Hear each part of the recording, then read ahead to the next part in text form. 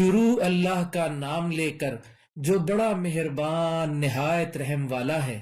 اے نبی صلی اللہ علیہ وآلہ وسلم، اپنے پروردگار کا نام لے کر پڑھو جس نے تمام کائنات کو پیدا کیا، جس نے انسان کو خون کی پھٹکی سے بنایا۔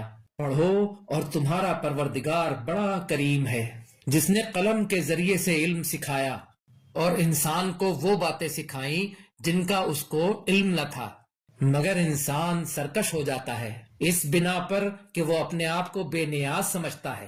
کچھ شک نہیں کہ سب کو تمہارے پروردگار ہی کی طرف لوٹ کر جانا ہے۔ کیا تم نے اس شخص کو دیکھا جو منع کرتا ہے، یعنی ایک بندے کو جب وہ نماز پڑھنے لگتا ہے؟ بھلا دیکھو تو اگر یہ راہ راست پر ہو یا پرہیزگاری کا حکم کرے تو منع کرنا کیسا؟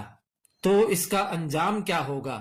ذرا دیکھو تو اگر اس نے دین حق کو جھٹلایا اور اس سے منہ موڑا، کیا اس کو معلوم نہیں کہ اللہ دیکھ رہا ہے؟